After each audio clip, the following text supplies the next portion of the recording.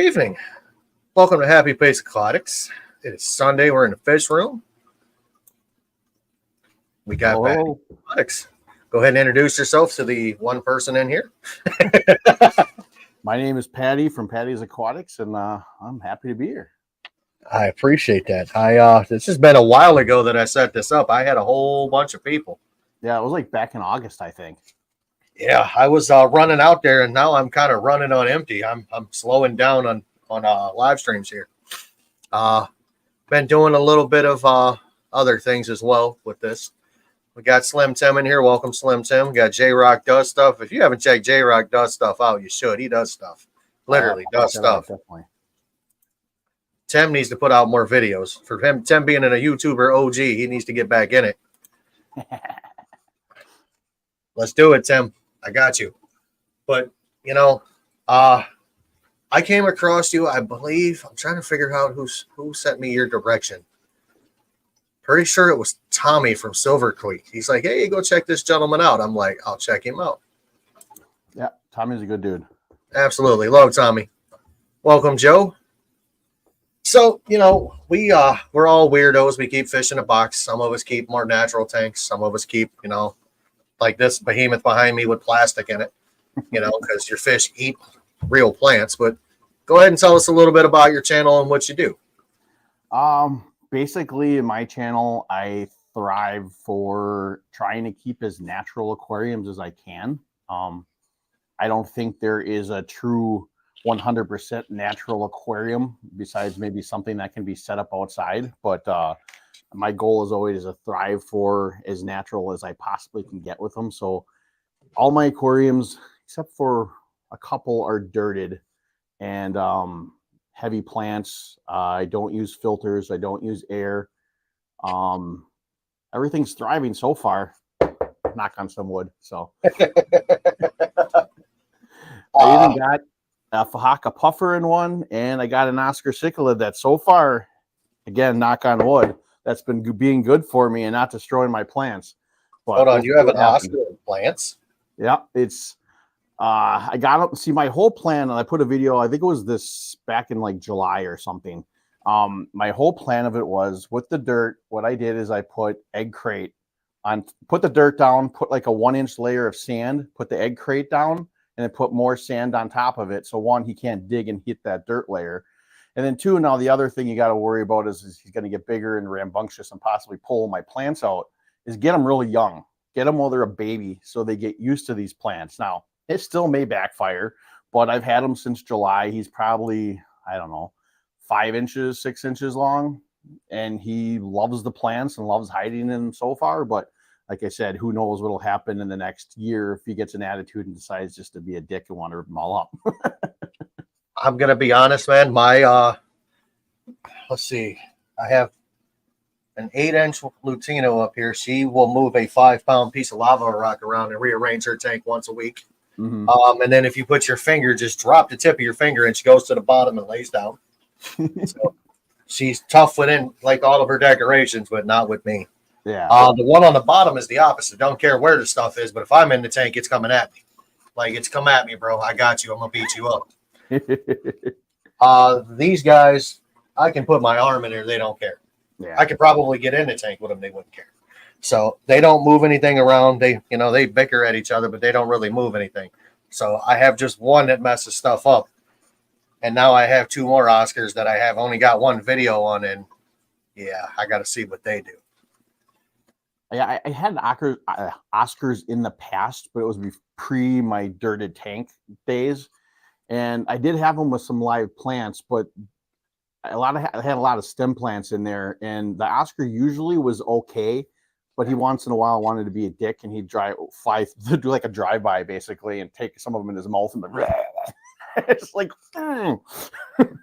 but he usually was pretty good, but I didn't have him grow up with plants though either. So, which I was surprised that he kind of was okay to cohabitate with them. But like I said, fingers are crossed with this guy. As a challenge I wanted to try. I figured why not? If it doesn't work out, it doesn't work out. But at least I want to try it. I get a lot of I get a lot of comments about my African cichlids and why I have them with plastic plants. And a lot of people don't understand what African cichlids, plastic plants are your friends. Um, you can't necessarily, let me put it this way. I put $75 worth of plants in my 125 with my Embona. Well, I bought them a $75 salad. They ate them all. Like things that people are like, oh, they won't eat Anubias. They won't eat Java Fern. Gone. It's like I put ranch and bacon bits on it and they had at it. You know what I mean? Ate it. So I've had those comments, and Yeah. I've tried to explain to people, but the thing that kind of gets me is a lot of people don't know unless they keep the fish. So what species of fish do you actually keep? I know you just said about an Oscar and a Fahaka puffer. Yeah, I've got a wide variety, to be honest with you. I like dabbling in a lot of things. It's typically things that are going to cohabitate with my dirted tanks and plants. My Fahaka puffer, like I said, I've got some rainbow shiners. I've got white cloud minnows. I got shrimp in a lot of my tanks too, just obviously not the Oscar and Fahaka tank. I've got some koi swordtails, a platy, and I've got a few different species of rice fish.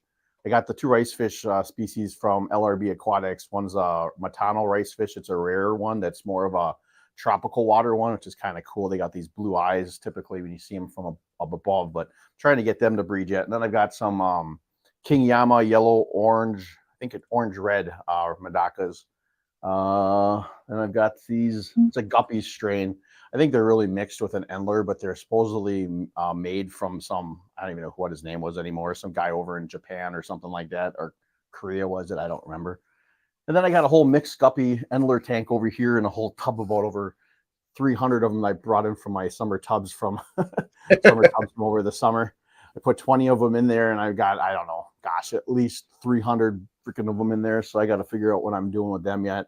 Gonna probably cherry pick a few of the males and females that I like to stick in there, and then I don't know, maybe my Oscar will have a snack, or else I'll try selling some of them. I'm not a fan of feeding live. I did what I had to do to get a fish to eat, though. Mm-hmm. So I got a Midas cichlid a while back, and I mean he wouldn't eat. And I have probably about 300 convict fry. They're about an inch long. Well, I tossed a handful of them in there, and lo and behold, he decided to eat. And now I got him to where he eats. Yeah. I typically don't feed live for the most part. My Fahaka, it's a little different. I regularly don't feed the Fahaka live foods, but I will get crayfish once in a while to put in there. I really feel like with fish like that, it kind of brings out like their own predatory nature because that's what they're used to consuming. Like maybe not crayfish in the wild, but like snails and stuff like that. It's kind of nice to be able to introduce that. Now with the Oscar, I haven't intentionally fed it any live food yet. I put a couple guppies in there when it was really small just to see, hey, maybe it can be nice. No, they didn't last the day. Which I knew that was probably going to be the result, but you just never know. I like to try different things once in a while. You never know what the results might be because every individual fish, you got the species that tell you can't do this and you can't do that. But sometimes the different fish have different personalities. You might be able to get away with it. Like my Fahaka puffer. Puffers typically want to bury themselves in the sand. And that was my fear of putting up the dirty tank. That was like, well, what if he buries himself so far he hits that dirt layer? Well, he never really buried himself that much. He only did like half of his body typically before it was dirtied. So I was like, well, let's just go with it. And I put about 4 inches of sand on top, but I've never seen him bury himself. So you just never know. Every fish is kind of different with its personality. That is correct. I have, I've got, well, this dude is about 14 inches. He's hiding up there in the corner. He's not really hiding, but he chased down and caught 2 Siamese algae eaters. And if you've ever kept Siamese algae eaters, they're fast. Oh yeah. They're little rockets. Well, he earned the meal, so I didn't take it from him. Yeah, my Fahakas picked off 2 of them. I had them in that tank before I put them in there to try to consume some blackbeard algae. And one was gone right away, and the other one lasted for a while. I mean, I had a bunch of community fishing with that Fahaka puffer when I grew it, first got it, because I mean, it was probably the size of a pea puffer. It was tiny. I tried to get as many of the fish out of there I really didn't want to get eaten, like hill stream loaches and stuff, but they were so fast I couldn't get all of them anyway. But I mean, a lot of the guppy and endler mixes in there, he didn't really touch much when they were small. And most times I ever seen him was one time in particular. I was actually just feeding him. I think it was like bloodworms or something like that when he was smaller. He was maybe like 4 inches. Female guppy just happened to go right in front of his face, and I'm like, whoa! I'm like, she was pregnant. That was gonna give me some babies. She gone. Yep. So I decided to take a handful of. I got 24 feeder guppies. I got them for like $2.25 or something. I slapped them in a 55, and then I went to a couple of different. I went to my local fish store. I went to a few different fish stores and I got different males and different colors, and just chucked them in there. Man, I've got some weird looking guppies, and I don't mind them. You know, I probably got 200 guppies. Then I went and threw some Endler live bearers in there. I got another strand that looks weird. I got some rainbow colored ones, man, that are like funky looking. I like them. Mm-hmm. That's so my wife, she's like, "What are you going to do with all these?" I said, "I'm going to keep them." Yeah, that's like my favorite parts with them. I used to have like three or four different strains of guppy and endler mixes and endlers. And I took some of each and I put them all in a container, and I just wanted to see what would come up with them. And I have some that's what I all have now from the summer tubs, and that all I keep from guppy wise, except for this strain, I keep separate because I can get a little bit of money for them when I sell them. But the rest of them, that's all I have left now. I sold the main lines of them, and I've just been keeping these mixes because every time they breed, it's like, oh my gosh, like, you know, could I somehow centralize a male and a female or a little group of them and try to breed out stuff to get that to that color? I don't know. It seems like a long process. I really don't want to try, but they look really cool. I got the last guppies that I bought and tossed in there were 2 24-carat males. I think I got one female in there that was that's pregnant with her. She's probably about to pop, but they didn't make it very long. I think I might have had 3, maybe 4 weeks with them total. Really? Yeah, and I got a female in there. My God, dude, she's about to pop. I mean, literally, she's that big. I'm like, "Are you pine coning or are you pregnant?" I'm like, "No, you're definitely pregnant. You're not pine cone." Nice. Yeah. So once that one happens, I'm gonna have a lot more guppies than I think I have, and I truly don't care. They are cool. My problem is now I don't have a lot of dedicated tanks to them besides the one here. I'll sell them at swap meets. People will buy them. I'll sell them for cheap, and they're listed as actually mud guppies. They went pretty quick last swap meet I was at. I haven't been to one since February, I think it was. That was all my ones from last summer. I think I sold it was anywhere from like 7 to 10 of them in a bag for $5. I was like, there's some really colorful ones too, you know. So people just looking to add to their little guppy collections that just don't care about mud guppy stuff, they'll buy that stuff out. You ever get into saltwater? No, that is something that interests me though. My wife isn't into this hobby. Let me put it the way she puts it, that I don't allow her to be in it because of how crazy and addicted I am to it. And I make the choices for everything when we had the fish tank upstairs and stuff that she just is not interested anymore. But she told me she likes saltwater and she would be interested in it sometimes. I was trying to convince her to put like a small tank upstairs for something, whether it be just shrimp or anything, because I used to have my Fahaka buffer tank upstairs, but I moved it down here into my fish room last year. And she said she was interested in saltwater. So that was one thing we might do down the road, but I have absolutely no interest in it. But I did see that you do have a saltwater tank. I do. At one point in time, I had 3. I moved one to all right. So I got this 55-gallon tank. That was my first big tank. You know what I mean? That was I went from a 10 to a 29 to a 55. I'm like, man, I got a monster tank. You know what I mean? It's the mindset I had. So. And then I ended up with a 125. So I knew that was small at that point. But my wife was like, "Hey, you should get rid of that tank." I'm like, "I'm not getting rid of any tanks. I've got one tank I'm going to get rid of, and if it kills me, I'm going to get rid of it. I have a 20-gallon long that everything I've ever put in it has died. I don't care. I put guppies in there, and they died within a day. Like it was upcycled, done. Mm-hmm. I'm like, yeah, this tank's got to go. And I don't know what's wrong with it. I've cleaned it. I've bleached it. I've let it dry. I've set it in the sun. I mean, I've done everything you could think of. I've peroxided it. Everything that goes in this tank dies. That's weird. Yeah, so the tank is either going to end up in the trash can with a sledgehammer through it or something. But I decided the tank started leaking. I took it down. I resealed it. I said, you know what? I'm going to turn that into a saltwater tank. I originally wanted to get big-eyed squirrelfish. Well, 55 isn't big enough. So I ended up getting, some yellow-tailed damsels. I got 6 of them. I started them off in my 32-gallon Flue Ball Flex. I moved them to my 55. I put a clown in the Flex, and then I got Banggai Cardinals. I put in another 55 that was saltwater. I'm like, I have 3 tanks for like 9 fish. I'm like, no. I got 1 tank for 9 fish. So I got them all in my 55. I took the Flex down, and the other 55, I converted back over to fresh. I'm getting ready to put my convicts in there because I got a strand of convicts that were mixed with red Hondurans. Honduran, red point, and convict mix. They're some cool looking little fry. Yeah, I can imagine.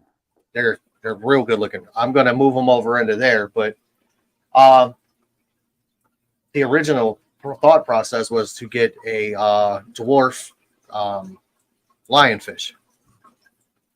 Ordered one, paid for it. Guy called me. Hey, it didn't make it in transport. None of them did.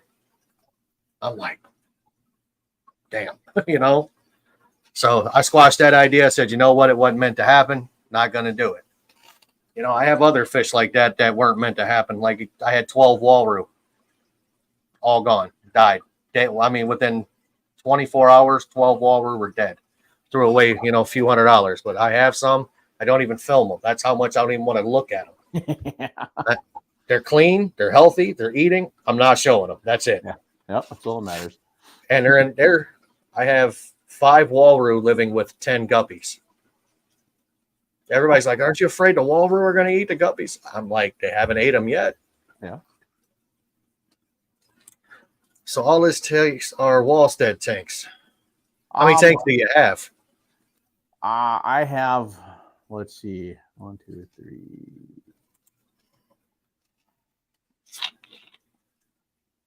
I have about 15 actual tanks, but then I also have totes. I have like shrimp and plants and stuff in, and a few other little containers. My tanks aren't really Wallstead. I'm not a big, I don't know a lot on the Wallsteads. I know that they're typically dirt with like a gravel cap. Mine are all sand capped. If I would probably be closer to a Father Fish style than a Wallstead. I just consider dirted tanks, to be honest with you. I don't really have a method to it. I do use a lot of Father Fish's methods as far as like the food webs and like that type of stuff, but I don't really classify my tanks anything other than dirted tanks. It definitely wouldn't be a Wallstead though. I don't use filters though, so that's kind of Wallstead, but I don't think I have one tank with dirt in it. I have one heavily planted tank, but it's clown puke gravel. Yeah. I didn't do dirt for the longest of times. I started off probably almost 30 years ago doing these fish tanks. Did it for probably, I don't know, at least 10 years, 15 years. Then I got out of the hobby for probably about like 5 or 6. Then I got back into it. That's when I started doing actual live plants. I never did live plants before that. I was like scared out of my mind. I don't know why. I was just afraid I don't want to spend money on the shit. And that's when I came across like Corey from Corey Co-op and found out how easy it is really to do plants. So I got into the plants then. Then I was just kind of getting bored, not so much with the plants, but I just wanted to kind of challenge myself more. And that's when I came across actually Dustin's fish tanks. And I've seen he was doing dirted tanks. I'm like, well, that's kind of cool. He's getting a lot of good plant growth. It looks something different that I could challenge myself with in this hobby to kind of do. And this is all pre YouTube, by the way. And so I was like, okay, what do I do? But like at that point, like the dirty tanks and natural tanks weren't really like big on YouTube yet. I don't think anyway, because Father Fish wasn't even, he was on YouTube, but he wasn't like how he is now anyway. So I didn't know how to do it. So I found, that's actually when I found Father Fish on YouTube, because I was searching soil recipes. Like, what do I put in this dirt? Do I just put dirt from outside, or I just put dirt from a bag in there? Like, what do I do? I found one of his older videos where he kind of broke down every component that he puts into his soil at that time. It's changed drastically since then. So I went to my local Menards and grabbed as much of the stuff as I could. It would have been way too expensive to buy everything for it, and threw it in there. And then my question was like, what do I cap it with? You know, Dustin Fish Tanks uses gravel. I seen Father Fish uses sand. I'm like, I got no freaking clue. So I put gravel on it, and I did that for about a year and a half. And like, I think I dirted 5 tanks at that point, like right off the bat. I did the first one for about a month and I loved it. So I did like 4 more, and I did sand in 2 of them and gravel I did in the first 3. They all grew real nice, but the problem I had with gravel is, like we know with gravel, is the detritus, the mulm, the organic waste, the fish poop. It's all going to start to build up in the gravel, and it's going to kind of create a dirt layer, because I'm not gravel vacuuming my gravel like you would in a normal just gravel substrate. Yeah. So it would just be like dirt was starting to pile up and come up to the top. So it basically was getting another dirt layer on top of the dirt layer with the gravel, and I didn't like that. So I wound up taking a lot of the gravel out, which turned out to be a big, huge, dirty, messy process. I took a lid of a tiny Tupperware container with some holes in it, and I just scraped the gravel to the front as much as I could. I didn't want to go all the way down to the dirt, but I'm getting dirt everywhere because dirt's all the way through it. And then I just capped it all off with sand, and been doing it ever since then that way. But I don't know. I really love the dirted tanks. I feel, for me anyway, like I said, everyone has their own preference. For me, yes, I've grown plants great with just sand. I've grown plants great with just gravel. I've grown them great with sand and gravel mixes. But with the dirted tanks, I don't know. I just really love the whole part of it. I love honestly, some of these plants grow so fast. This tank over here, I plant not even 2 months ago. I've trimmed these plants 3 times already. They're growing up over the surface. It's like the growth from them is just crazy. And I love that, because that gives me more plants to put in more of my tanks, and then I can sell as well. So I don't know. I just love the dirty tanks. I love the whole part of it. I love the whole like nature part of it. That kind of got me into it too, listening to, well, Father Fish, listening to LRB, just that whole nature side of it. It just, because that's where I got the no filter part too, was from LRB. Seeing how he was able to run an entire fish room without filters. So that's what I did. I pulled all my filters out, and it's scary at first, thinking, what the hell, I know I'm going to kill all my fish. But pulled all the filters out, and everything was fine. I'm like, well, this is weird. How is this working? I don't get the science of it, but it's working. And then I got rid of the air too. I was only running air stones in there just because I was like my safety net. And then I finally pulled those out of there. I don't know when that was, this spring, I think. And yeah, I haven't had any issues, even with my Fajakas and the Oscar tank. Neither of them have filters or air in them. Just lots of plants. My purple clown puke tank, I don't gravel back it. I really don't. I mean, I tried it, I'm gonna say 2 months ago, just to see what would happen. Like doing light gravel vac. I was getting hardly anything. I'm like, man, these plants are sucking that much of this stuff up. I'm like, okay. I'm half tempted. So I have 2 Celestial Pearl Daniels. I have 20 Sunkissed Tetras. I think that's what they're called. There's some weird looking Tetra. And I have a Betta and 2 Cory Cats in there. I'm tempted to pull the filter. I'm afraid to pull the filter, but I'm tempted to pull the filter.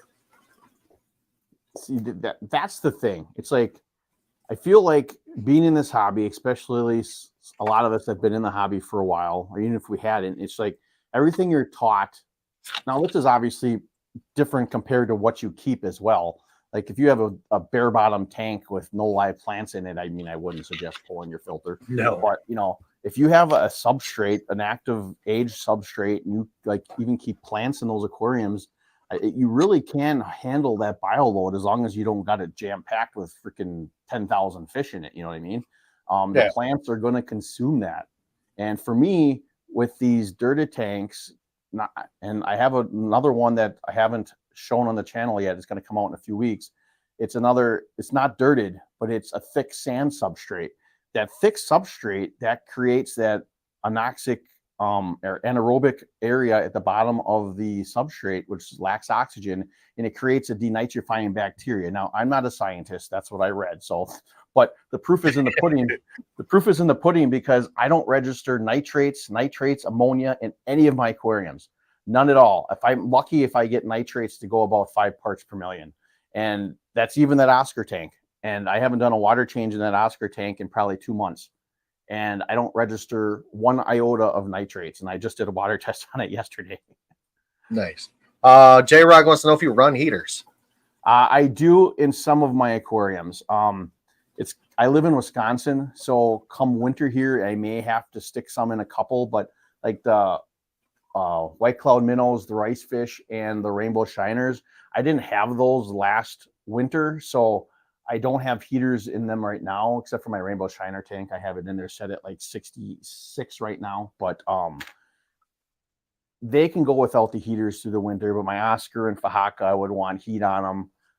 Those Matano rice fish that are more of a tropical, I don't know really there's not a lot of information on them, so I don't know how low I can go with them. I know they're supposed to be a tropical rice fish, so I'm not sure what I'm going to do with them yet. I do have a heater in there. I'll probably keep it in there, but my concern more is like the plants will be fine, but some of the plants like crypts can be finicky. I had one where a heater actually went out on it, and my whole huge crypt just melted back because of that water or the water temperature change. So yeah, I don't know. A few of them for sure I keep year round. All these the cold water species and the guppies and stuff I don't, but I may throw some in there for the colder winters just to kind of keep the temperatures at least around that 70 range. I have my saltwater tank down here, and it doesn't have a heater in it. Nice. My fish room is currently 78 degrees. It's comfortable down here. I've got like 50% humidity. Mm-hmm. No dehumidifier. But I have never had a heater in that tank. That tank stays at like 77 degrees. Yeah. I'm pretty sure it stays at 77. I had somebody tell me you can't do it. Yeah. I honestly hate heaters. If I could heat my room in here, I would. My whole fish room here is in my basement and it's kind of open. Now it's right by the furnace, so I do have an 79 too. Outlet from my furnace that blows in here. So some of the tanks that are on my higher levels, they'll typically stay around 68 maybe during the high winters. The lower ones get a little lower. That was without heaters because I did try it for a little bit a couple years ago. But like I said, most of those fish will be fine with that. But I don't know. The plants sometimes get finicky. If it's certain like stem plants, I think they'd be completely fine. But I might play around with it a little bit this year because my Tano rice fish tank, like I was speaking of before, I have a heater in that one. And actually, I stuck my hand in there yesterday and the water temperature was freaking hot. I'm like, what? Like I had that temperature, the heater set at, I think it was 76. And it said it was 76. I put an actual thermometer in there and it was like 84. I'm like, okay, that's why I hate heaters. It's like I have temperature controllers on 2 of the Oscar and the Fahaka puffer tanks. The heaters actually are built in with temperature controllers, so they'll alarm and shut off if they get over. And those are ideal, except I can't afford to get them for every single tank. That's why I kind of been transitioning sort of into more of the cold water species to try to get out of heaters for the most part, as many as I can anyway. What up, Silver Creek? Welcome. So I got a 300-gallon stock tank in my basement. I got goldfish in it, and I got some monster plants in there. And everybody says that goldfish eat plants. My goldfish don't. I mean, they've yet to bother these. I got a pleco in there. He doesn't bother them. Mm-hmm. I've got, what is it? Oh hell, I'm drawing a blank. Rosy red minnows. Okay. I've got those in there. They haven't been a snack yet. They're pretty good size. But I've got shabunkins, blackmores, common goldfish. I got one fancy fantail in there, and I mean, I've had no issues with it. But I also keep a grow light, like a hydroponics grow light, above my tank. Okay. We in Ohio are allowed to grow marijuana, so I have a light for it. I actually have two of them. Well, I don't grow marijuana, but I have the lights. We grew it. We grew it a couple years ago, but I said, you know what? I'm going to use that above my pond and see how the plants and the fish react. They don't. I mean, plants are growing stellar. I'd never have a problem with that tank or that stock tank. It's a tank. It's a pond, but it's a tank. Mm-hmm. I'm like, okay. So I got some pineapple plants the other day. My local fish store, he's my buddy. He's like, hey, you want these? I said, what are they? He's like, I think they're pineapple plants. And then, we do a Google image search on them real quick because he got them they were just sent to him. They were in an order. He didn't order them. They were just in his order. And I looked at them. I'm like, nice. And that's what they are. So I took a piece of styrofoam, put holes in them. They're floating across the top. Nice. So they have a shade from the light. And then I got the plants that grow. I never have any nitrate issues, no ammonia issues in that tank, nothing. I mean, that tank runs flawlessly. Let's see. Curious to know, how does he find bigger setups take longer to stabilize? I feel like every individual tank is different. I've had issues with different tanks with the length of times. How do I say it? My first dirted tank, like the parameters would stabilize, but my issue, what I always run into with every single one that I set up, is I wind up getting cloudy water at one point or another in those first few months after setting it up. Sometimes it lasts a couple days. Sometimes it lasts a couple months. That first one I set up, it lasted almost 6 months, and I was puzzled by it. Water parameters are always fine. And I really believe it was just, like, again, I'm not a scientist. I really believe it was just the balance in that tank, which wasn't balanced and it wasn't happy yet. And so I hit that with just about every tank. Now that Oscar tank, it's had cloudy water for a few months now too, but it's just starting to get better now. And again, like, to me, I going through, well, what could it be? Obviously, I know people will say because I don't have a filter. Well, I have no ammonia, I have no nitrates, and I have no nitrates. It's not green water. I have even turned the light down. My plants are still growing like crazy. I've come to the conclusion that every single one of my tanks, I don't know what reason or why, maybe it's dependent on the amount of plants I have in there, the stock or whatever, but they all have their own time frame it takes for them to kind of balance out. My Fahaka puffer tank, I've had nothing but issues with algae in this tank. I don't have issue with algae in any of my other ones. Cyanobacteria and a hair algae in this one. And it's been driving me effing mad for months now. My problem with that one was when I set it up, I didn't put enough plants in it. And that's a no-no. When you set up these dirty tanks, you need to put as many stem plants in there as you can to help really eat all those excess nutrients that are in the water column. Because if there's not, well, obviously the algae is going to grow and that's going to feed on it and it's going to thrive. So that was my issue with that one. I didn't put enough in there. And my whole plan was I was going to get some at a swap meet in a month or so later. And this algae took over, and I've been fighting it ever since. At one time, I used erythromycin to get rid of the the cyanobacteria, which I didn't want to do. This is my things also with these tanks. I try not to use any type of chemicals if I don't have to. Sometimes I feel it's needed. In that point, I really didn't think I should have used the erythromycin, but I really wanted to get rid of that shit because it was bothering the crap out of me. But it came back anyway, like it always does. So I should have known better. And then I decided, you know what, I'm going to do a little investigating. I did a lot of research on cyanobacteria to try to figure out its causes, and that too is a mind F because there's like 10 million different ways from any different hobbyist online or forums or on YouTube that's going to tell you what causes it. And I had high phosphates, which I think was part of it. So I just tinkered around with temperature. I tinkered around with light. It went away, came back again, and now it's back again. But now I just said, screw it. I'm not doing anything anymore. I am just leaving it. And I turned my light intensity down, and sure as shit as whole, the freaking crap's going away. So it just takes time. Sometimes it takes nothing but other than letting nature, letting your tank balance itself out and figuring itself out in order to right itself, no matter how mad it might make you sitting there waiting for it to actually do it itself. But yeah. You know what? I'm going to admit something. I made a mistake a couple months ago.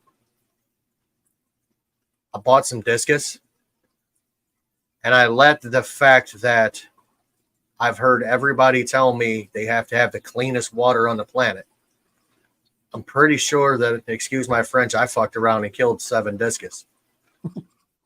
That's a lot of money. Yeah. You know, first time I've ever kept them, you know, and I figured they were like the Walroo I have because they're in the same family. No, not at all. I believe my Walroo are harder to keep than these are.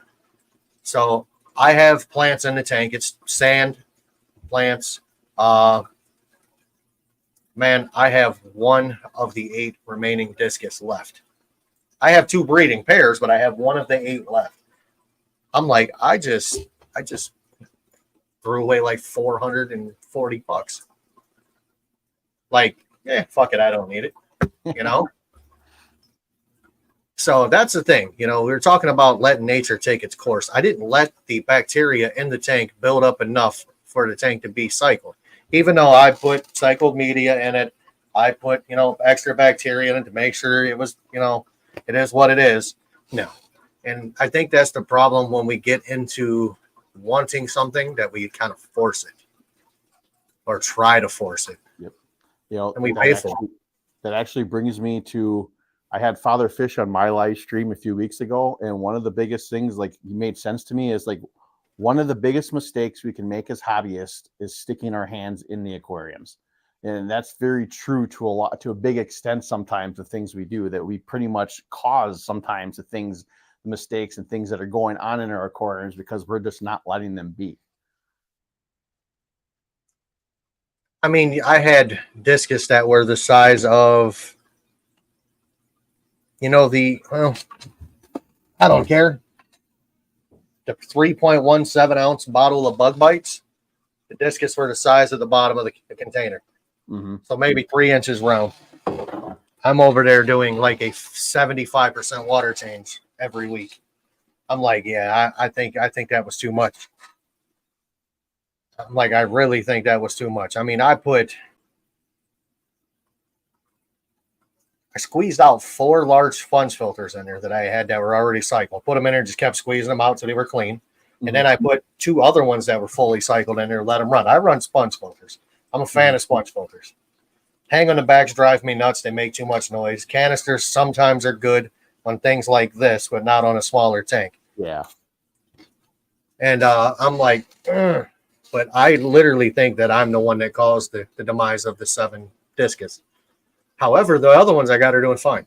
Yeah. Full grown, you know, breeding pairs, doing absolutely stellar. Nice. And I was telling my wife that I'm probably going to end up moving them into a 20 tall because that's what they breed in. Mm-hmm. And she's like, it's going to be cruel for them to live. And I said, that's what they breed in. Yeah. I'm like, I mean, it is what it is. They don't swim around a lot. They'll be fine, you know? Yeah. Speaking of my wife, there she is. She just went and donated some, put some food in a drop box. And there was this in there that actually kind of got to her because, well, baby food in a drop box, you know, usually means somebody less fortunate has children. And it's just sad to see children struggle. Absolutely. So, but, you know, I I've actually had more fun breeding fish and stealing babies than I think I have doing the tanks lately. Oh, yeah. I mean, because I have electric blue Acara that breed like crazy. I have turquoise Severums that breed like crazy, and then obviously the little guppies. But if I was gonna breed something that's gonna make me some money, I think it's the ones that I have in my middle 75 here. My little, I call it the island. I'm actually excited because they do have babies in the corner of the tank and a decoration. Man, these parents are smart. I have this little stupid thing that came with like a Wild West theme thing I got at PetSmart for like $5. Mm-hmm. It sits in the corner of the tank and it's got like a cave opening. The babies are in there. The mom and dad are outside guarding it. Nothing can get in. I'm like, that is smart. Those fish are smart. So, Nice. but if you could breed one fish that you have in your fish room, which one is it going to be? Well, I typically, honestly, I always get fish to try to breed for the most part, except for the Oscar and the Fahaka. Pretty much everything else, or except for my mixed guppy tank, well, I do breed in there, but are species only ones. And this is my thing. I get fish to put in these tanks. If I can get them to breed, it's cool. It's another project. It's something that gets you excited for it. But if they don't, they don't. And if I get bored later on, then I move on, and I do that quite a bit sometimes with fish. But yeah, I try to breed all of them. The rainbow shiners are going to be one of my next projects to try to breed soon.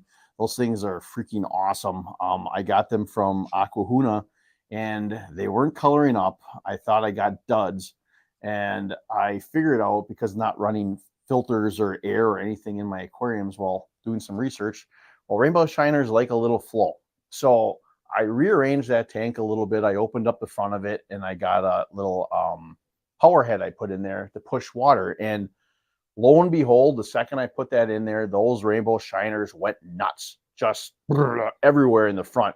Started flashing. Their colors started to pop out within a day or so. I'm like, holy crap, I think I found the secret. So I want to try to breed them. I put a rock pile in there too, because I know they like to breed on rocks. My problem is I keep bunches of snails in all my aquariums, pest snails. I like them because they're good for my ecosystems, but and shrimp. So if anything would survive egg-wise in there, they'd probably get picked off, and I know they like to predate on their young as well. So a lot of people I do see, what they'll do is they'll take like a little container and they'll put rocks in it. They'll put them in their tanks temporarily while they're ready to breed. They'll breed into that, and then you remove them into another tank and try to breed them. So I haven't figured out exactly how I want to do that yet. I'm still in the middle of breeding my white clouds, or attempting to, I should say. I have 2 10-gallon tanks that I got pairs in each. They haven't bred in a little bit, but I have another 5-gallon that have about 10 small ones in there that I'm ready to put in my colony. And then I'm going to try something else in there yet. It'll probably be white clouds again one more time. I'm trying to build up the quantity of them a little bit, because next summer I have a 100-gallon tub that I keep outside that I want to try keeping those outside next summer and breeding them out there. But yeah, I mean, honestly, I want to breed all of them. My Matano rice fish, I really want to breed those rare fish. I mean, that'd be kind of cool to be able to try to breed those. And I mean, any of them really. I want to breed all of them. What the exact hell did Tommy right there? What kind of cares? I'm not sure what fish that is. Cares is, I think, that like a goodie. Cares is, what is that again? It's like that. It's a group that monitors and where you talk about, or you keep your fish that are rare or like endangered, I believe. I know my Matano rice fish are in that group. At least that's what, yes. That's at least that's what LRB had told me when I was talking to him about those Matano rice fish. I'd like to get him on here. I'd like to talk to him. I like that dude. Yeah, I was talking to him a little bit. We were supposed to have a little bit of a collaboration on my channel, but he got busy training with Fighting Joey this summer. He got sidetracked and didn't really do much of that. So I know he's been having issues with the hurricanes and not having a lot of internet down in his fish room. So I'm That'd be cool though. I mean, he's a cool guy to talk to. I haven't really talked to him in person. I've only talked to him in email. So, but yeah, I love the way that he does stuff. Like I said, he's part of an inspiration for my fish room with the no filters and no air.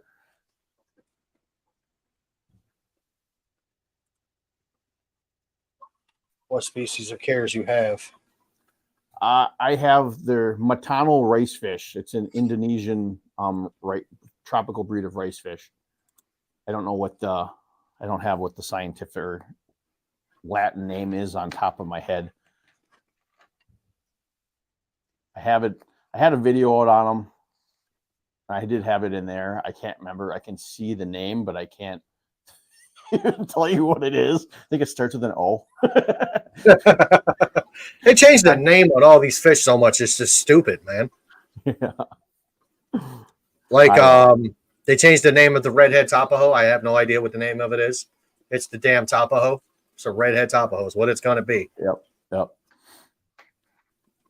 Well, I got they're hyphen blue coral variatis. I got so sick of calling like at swap meets and stuff. Like I'm trying to label exactly how, at least how they were labeled when I bought them. That's really what it is. It's just a form of a platy, as far as I'm aware. So lately, it's just platy. Yeah. Walrus amphicantoid. I have those. I'm like, what? They're who?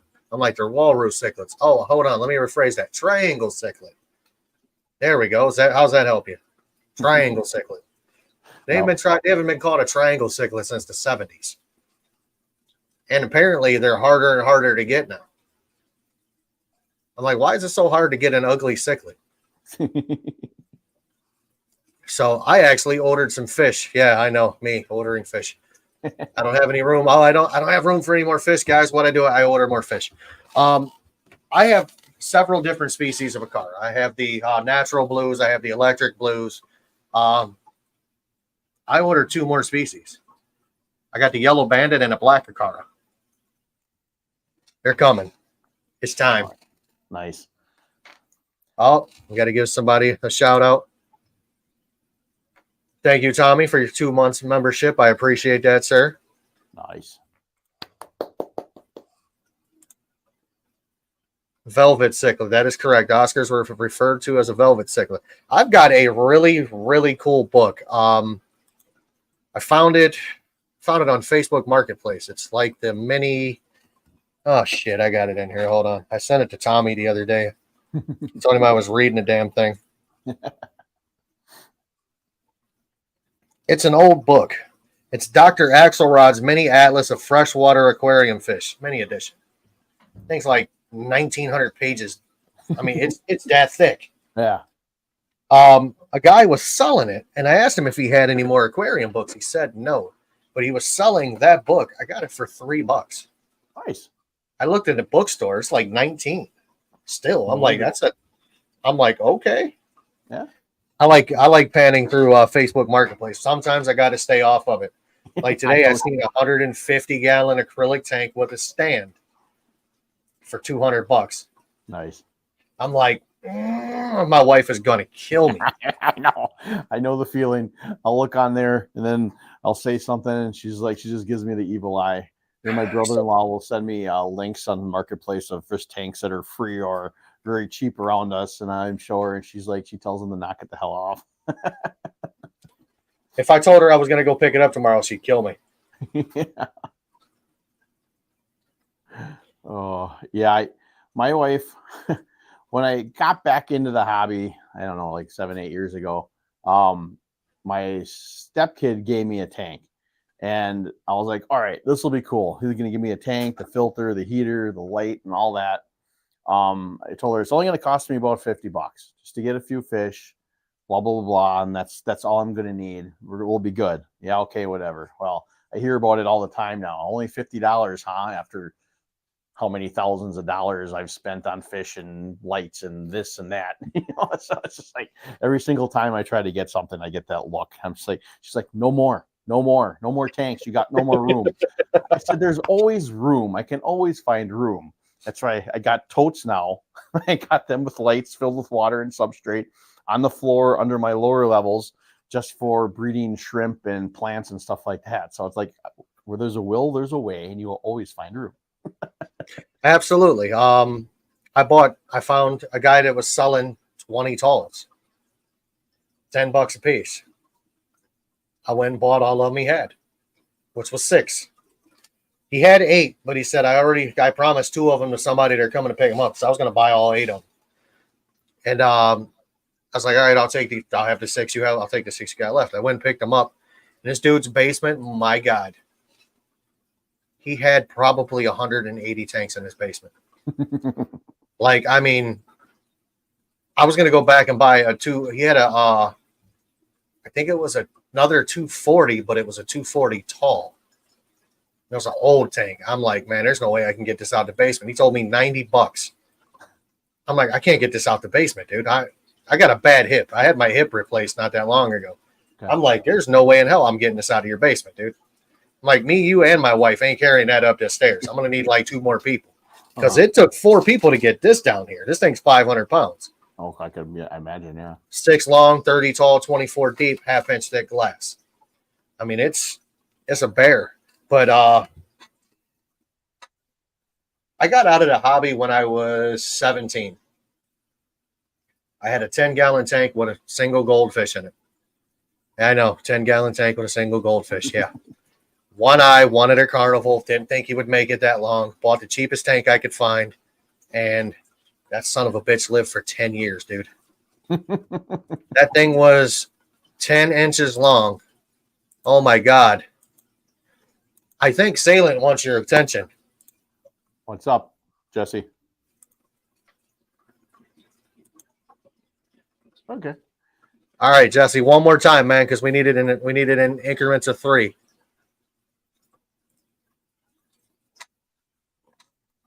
Just for him to say hi. My 240 Shamu is 6 foot long, 30 inches tall, 24 deep. It's a big tank. But I got out of the hobby. I got back into it when my father-in-law was growing pot in a 10-gallon tank. He'd start his plants out in a 10-gallon and then move them over.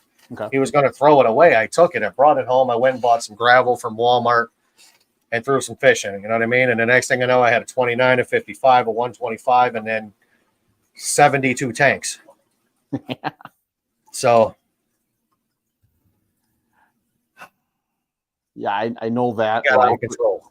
When I first got into the hobby, I was probably about 19. I always loved like nature outside, fish, stuff like that. And then that's when all of a sudden I was like walking. I think I was in Walmart and I was like, hey, there's a 29-gallon setup. Why don't I just get that and bring it home? So I did that and I wanted piranha. And I always liked piranha. I wanted predator fish, something that would eat something else. I always found that to be interesting. So I got a piranha and I raised that in a 29-gallon tank for the longest time, but it wouldn't eat anything because I didn't like give it like feed. Like at that time I fed a lot of the things like your goldfish and stuff because I just didn't know any better. And it really wouldn't eat it when I first put them in there. So I kind of got bored with that. So then I got a 55-gallon and I got 3 piranha for that one. And I fed them guppies when they were smaller and they started eating them, the goldfish. And then that was fun. And then I got another 55-gallon. That one I switched around a bit. My brother actually had fish tanks at that time, and he was having a community fish. And a local fish store gave him a fish, which he didn't know what it was, but he says, it's a community fish. It'll get along with all your fish. So he brought it home, and it ate every single one of his fish in his tank. So I'm like, I want it. So I put it in my tank, and well, I found out it was a snakehead. And wow. At that time, that was before all of a sudden, it was probably a few months later when all of a sudden the news came out. And I think that was like, when the hell was that? It had to have been the late 90s. But all the snakeheads that are starting to be invasive and finding in the United States and stuff. And so I'm like, well, this is interesting. So I'm doing research on it and finding out they can get so big they could crack tanks and blah, blah, blah, blah. I put like 30 goldfish in there at once. And that thing would eat like half of them in his mouth. You'd see this, they're sticking out here and there and there. I'd wake up in the morning, lids would be open. I'm like, yeah, I don't like this anymore. I started taping it shut. And so I moved on from that. But yeah, I had gars in that one too. It's just the accumulation of fish, of tanks. That multiple tank syndrome 100% is true. There's no getting around with it. It's like I have jars with freaking shrimp and fish in and stuff like that, and even like the resurrection jars of just taking a handful of gunk from the bottom of a river and just watching all the little critters come alive and start swimming around. That's interesting to me too. I've got 17 tanks in this room. And then on the other side, I have 19. And then I got them strategically throughout the house. So yeah, MTS is real. It's very real. I have tanks under my house. I've got stock tanks outside.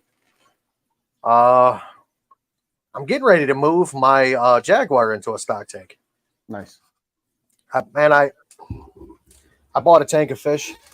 Like the whole tank was like $40 for the whole tank. Had no idea what was in it. I got all of them, got them home. Found out that 2 of them were Jaguars. I'm like, great. I don't have enough space to home 2 Jaguars. Mm-hmm. So they were in a 50-gallon low, I got a short 50, like a same size as the 55. It's 2.5 inches shorter. It's a 50. And I got them in there, and I come down here one night because I heard splashing. And I'm like, I shouldn't hear splashing, but I hear splashing. It was that quiet in my house that I heard splashing from the basement. I come down here, and the whole back off of my one Jaguar was missing. I'm talking there was flesh floating, scales floating. You could see blood and meat hanging off this thing. Wow. I'm like, oh, God, this poor fish ain't going to make it. So I had an empty 55. It was running. It was cycled. I had just moved the fish to a different tank. I was going to put another fish in that tank. Well, I took the Jaguar that was hurt and I put it in there, and I put a bunch of Melafix in there. I put stress coat in there. I said, if you make it through the night, I'll keep you. You know what I mean? Mm-hmm. The next day I come down here and this fish is swimming around, dude. That much of its back missing. Oh. It's swimming around. I'm like, Jesus Christ. I'm like, that's a tough fish. I'd say. So I took the other one and I rehomed it. It's gone. It honestly, it ended up getting, it got eaten by a dovey. So it wasn't as tough as it thought it was. Yeah. This fish is 100% healed. It's growing like crazy, and I'm eventually going to have to rehome it because I don't have anything that's going to hold that. I think the 150-gallon stock tank will hold it temporarily until I can find it a home. I may take it somewhere that I don't really want to take it, but I know they'll take care of it if I take it to them, which is OFR. Yeah. They do a lot for fish, but that's as far as I'll go. You know what I mean? Yeah. I know if I take it to them and say, hey, this is my pet. Can you keep it? I can't home it. They'll home it. They'll keep it. Yep. But, it gets to the point to where now I have a sentimental attachment to it because this thing could have died and I brought it back from pretty much death. Yeah. So I may get another 300-gallon stock tank. I mean, it's a reason to do it. I ain't got nowhere to put it. I may lose my garage. Can you build a stand to put it on top of your other 300 gallon? Oh, God. I've never thought about that. Double stack. Oh, don't get me started on. Oh, damn, that might work. Oh, shit. Dude. Oh, that's, I mean, I don't stack very high. I only do too high in my aquariums, but I mean, I prefer to have more like visual stuff, but if you can fit as many as you can in, no matter how, you have to figure out ways to do it, unfortunately, or fortunately, however you want to look at it. I don't think long-term, I think those things get like 15 inches in captivity. I don't believe a 55-gallon is going to be sufficient enough at 15 inches. Probably not. I ain't going to be able to turn around. Yeah, you want it wide enough at least so it can probably turn around. I know it maybe in a 150-gallon stock tank, it's wide enough for it to turn around. Mm-hmm.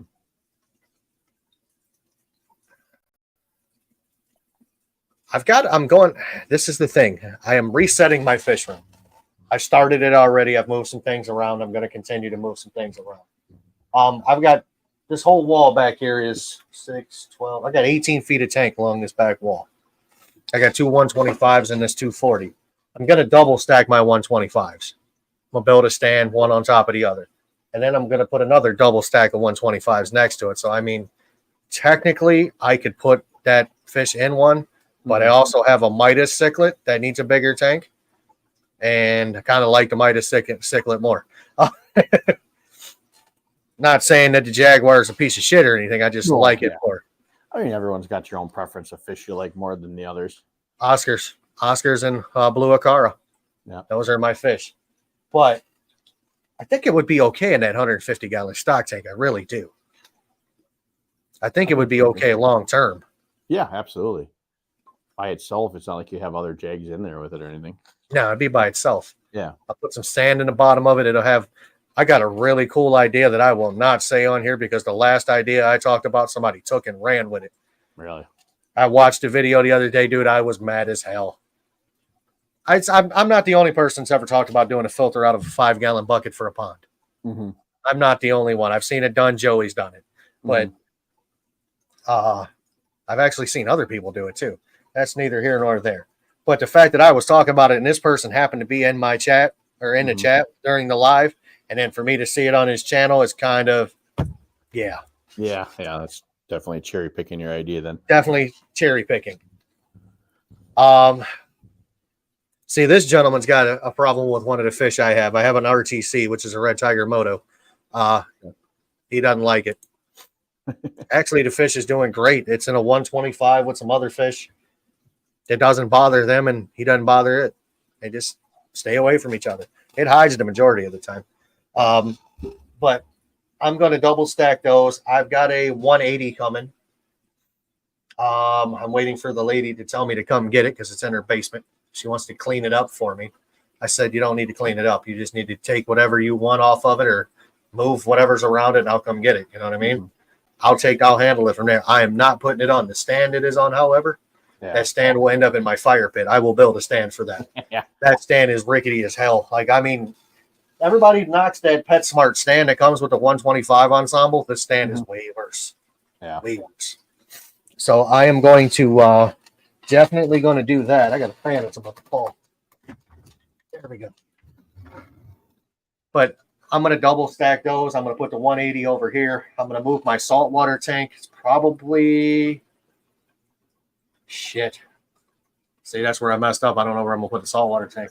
It might end up back upstairs. Because the two 10s I have over here can leave. They can go on my 10 rack that's upstairs that's running now. I got a fry rack in my breezeway. It's got currently has 8 10-gallon tanks. All of them have fry in them. Nice. Yeah, I've got more tanks than I need. I still have 2 in the garage that I haven't set up. Now, those are 275s.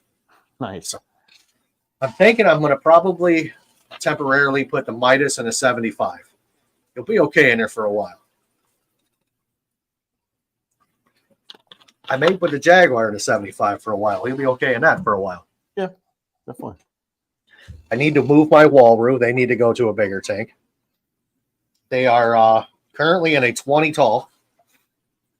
There's 5 of them in a 20 tall with 10 guppies. And I'm probably going to put the guppies and those in the same tank because they've been living with the guppies and they don't bother them. Yeah. However, when I move them, they may actually kill the guppies. Yeah, you never know. They're probably accustomed to them in that aquarium, but a change of atmosphere, you never know. Probably do them in. I may just take them out and slap them in any other tank or just leave them in the tank they're in. Yeah. And let them just go ham. I've also got a pleco in there too. So I got a breeding pair of albino bristlenose. They keep pumping them out, so every tank has a bristlenose. Mm-hmm. If you need a bristlenose, I know where you can get one. I used to breed them myself too. That was actually the first fish I bred. First pleco that I got to breed for me was just the standard bristlenose. Okay. And they bred like crazy in my South American 125, and they're still going. I mean, there's babies all in that. I ain't moving them. Some of them make them, some of it don't. Yeah, I don't keep plecos anymore. They piss me off with my planted tanks. I had them in my 75 years back before it was a dirta tank, and it kept eating my pink flamingo crypts, which were like, those were expensive at the time because they were a rare plant. I think they were like, I don't know what I paid for them. It was like $25 for a plant. Oh, And wow. put them in the tank, and that effer I had in there, I'd wake up and I'd see the effer on there chewing on it. I'm like, you just want to, And Just then, make you want to punch it. yeah, pretty much. And then pull the plant out of there, and of course it melts back in the new tank I put it in, and it winds up freaking dying. I did that twice, and I was stupid for doing it again. But and also with like my stem plants, they would like come barreling through my tanks, basically like a freaking 2-year-old running down a freaking hallway, not giving a crap about anything, and knocking stem plants out that I just put in like the substrate and stuff. And so I was just like, ugh, I'm over them. So I don't keep them anymore. I do have a few in my outside summer tub, but that's about it. But they haven't bred for me in quite a while, so I don't even know. I think I got all females. I don't even know if I have a male, to be honest with you. It's wild, I got snowball plecos. I bought a pair of those that are supposedly a breeding pair. They don't do anything. I'm lucky if they stay even near each other. I got one that lives in this little stupid decoration, and the other one's done hollowed out a piece of driftwood. So Nice. it is what it is. Yeah. All right. I asked everybody this. One fish in the aquarium hobby you think should go and never be here. Oof. Good question. One fish that should never be in the hobby. Well, I mean, I probably would go back to the snakehead. I don't even know if they're in the hobby anymore, to be honest with you. They might be more in not around the United States, I wouldn't think. That definitely would be one if they're still in the hobby in the world somewhere, because they're fucking invasive. Geez, I don't know. Yeah, I don't know. That's a good question. Let me think about that. Yeah, Shamu Aquatics, Arapaima. I love Arapaima. But that too, I guess they shouldn't be in the hobby unless you're someone that's able to keep something big enough for them to go into. So I'd put a clause next to that one, which probably not a lot of us would, which is why they probably get donated to places like Ohio Fish Rescue. That's like people that buy common plecos. The kid at PetSmart said it'd be fine for my 29-gallon tank. Yep. Oh, fish only grow to the size of their enclosure. That's true to an extent. Mm-hmm. The fish itself will stop growing. Its intestines or its internals keep growing. It doesn't matter. That's usually what is the demise of most fish in too small of a tank. There's a lot of misinformation that gets thrown around in this hobby. Mm-hmm. The latest one that I've seen lately is about curling fins of a fish. The top fin, curling over towards the back. Well, I happen to have the same fish that it's in question, and it's not a water quality thing. It's not a tank size thing. It's not an aggression thing. It's a breeding thing. It's just poor genetics in the bread line. You know what I mean? Mm-hmm. Its bloodline has just been crossbred so much with each other. It's incest in the fish world. Yeah. That's why the fish comes out with deformities. It may still be a healthy, functioning fish, but that curling of the fin is a deformity in the fish. And it's poor water quality, wrong size tank. Anybody that keeps the fish in question, I don't really want to put it out here because it's going to put the person on blast, and I ain't about that. But, yeah. If, I keep the fish. I know how many you can put in one. At one point in time, I had 21 of them in a 75-gallon tank with no problem at full size. It's not a water quality thing. It's not a tank size. It's just improper breeding. Yeah. At some point in time, all these fish we're getting are coming from the same farm. It's like you buy a guppy, I buy a guppy. Who's to say it didn't come from the same place in Thailand? You know what I mean? It came from the same litter or the same batch of fry, and then they're crossbreeding with each other, or they're inbreeding, I should say, with each other. So that's where a lot of deformities in fish come from. That's like my Oscar over here. I know for a fact that she's inbred. Her jaw is weird, and she's blind in her left eye.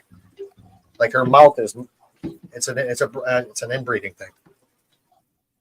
I still love her the same, but yeah, and that's the problem too. Obviously, with like a lot of the big box stores, well, anywhere like places that get from big mass breeders. A lot of these popular fish are so bred out from inbreeding, like you said, that there is really no true lines with those anymore. So that's a big issue too. And like you said, like if you go to like say like a PetSmart or something, and you look at the classifications of what that fish is, how big they say they get, and all that kind of stuff, it's not always right. no, Not at all. Like like someone said, yeah, Shamus also said iridescent sharks. That's another thing. You'll see those things. They're tiny, they look cool. I mean, you see how big those suckers get? Yeah, they're monstrous. Like, I think that's the biggest thing with fish that shouldn't be in the hobby anymore. It's not that they necessarily shouldn't be in the hobby. They shouldn't be marketed to people that don't know better, that are going to put them in small tanks and not be able to keep them long-term comfortably. If they're marketed correctly to people that can actually keep them in the aquariums that sizes that they're supposed to be, that's a different story.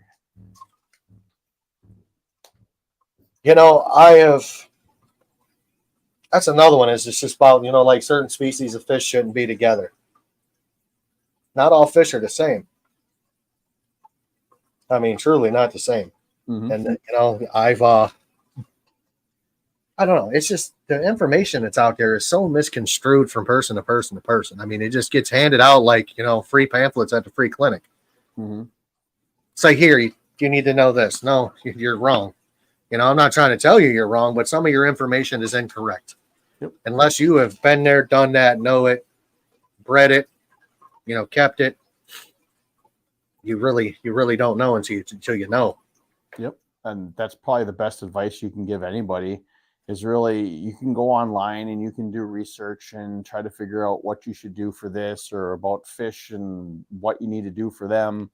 But really, at the end of the day, you can take information from people and what they say or what you've read, but truly you're not going to know until you really try it. And there's so many variables within every situation, whether it be the temperament of the fish and every individual fish, whether it be whatever you're talking about. You just don't know until you really try things and put them into your own practice to see what's going to work or what's not going to work, because there is really, for the most part, not one true answer to really anything, in my opinion, anyway. I agree with you. I was told that tetras, no matter what the form of tetra, they only school with their own kind. I'm like, okay, so this is going to be a weird tank. I had a 55-gallon tank. I had 10 rummy nose, 10 neons, 10 black skirt, 10 candy cane. What the hell are those other ones? I had Harley Quinn Rasboras in there as well. And every one of these fish schooled the same. They schooled with each other. It looked cool as shit to see all these different tetras swim this way and then come back this way. And then I had Cory cats along the bottom. You know what I mean? Everybody's like, oh, they don't school together. Yeah, they do. Yeah. They, in fact, do. Nice. They may not be able to, interbreed or anything, but they swim together. They still give you and then that tank exploded, and now they're all in a different tank, and they don't swim together anymore. It's your hobby, do it Father Fish's way. I disagree with that, man. There's many ways to do anything. There's more than one way to skin a cat without taking every single hair off in one swoop. Mm-hmm. I try to take parts from people I watch or read from that I find enjoyable or something that interests me, and then I try to take parts of those things and apply it to me and what I'm doing. Father Fish is one. Yes, I use a lot of some of the stuff that he does because I like his way of thinking with things. LRB is another one. I like listening to him and some of his ways. Even Cory from Aquarium Co-op. That's kind of how a lot of it started with the plant for me too. Really trying to figure out how to hot rod things.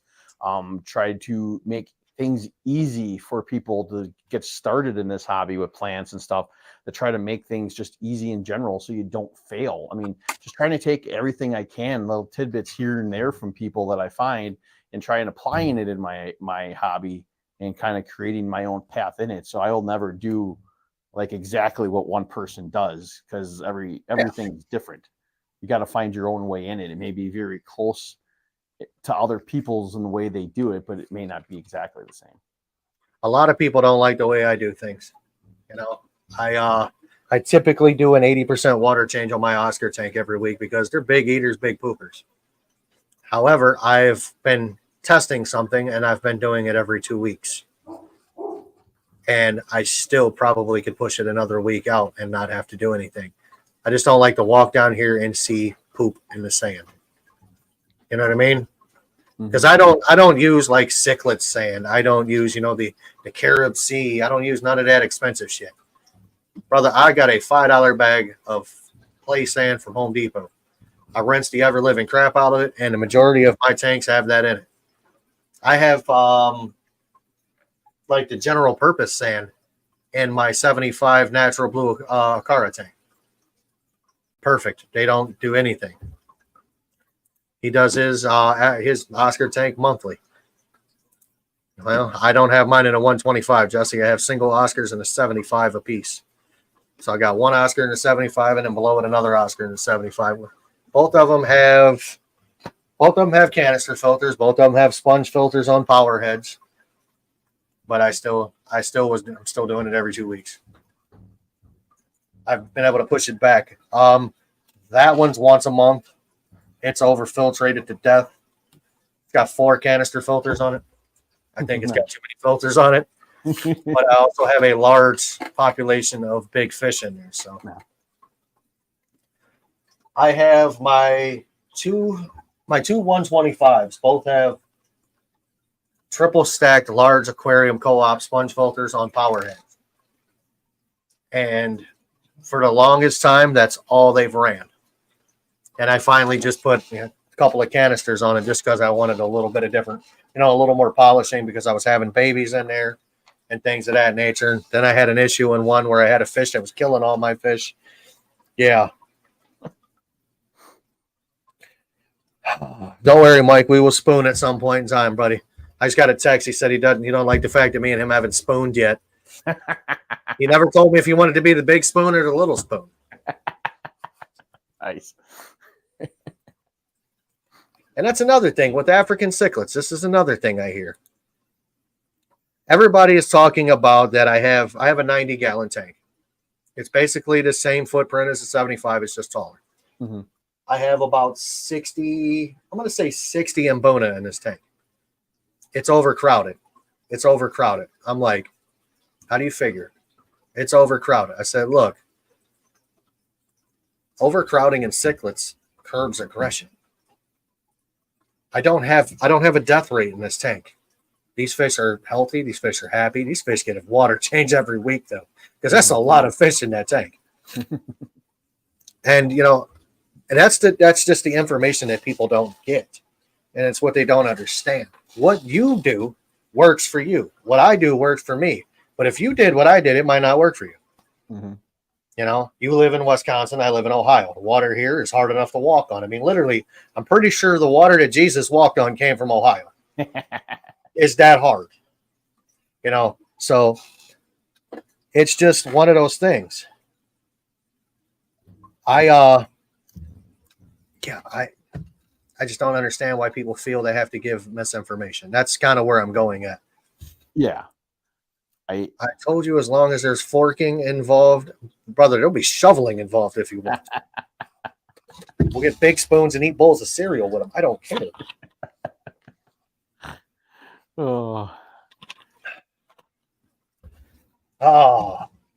Man, in my future, I am going to build a building in my backyard. The only tank from this basement that is not going to leave is that one, because I'm not carrying it up the stairs.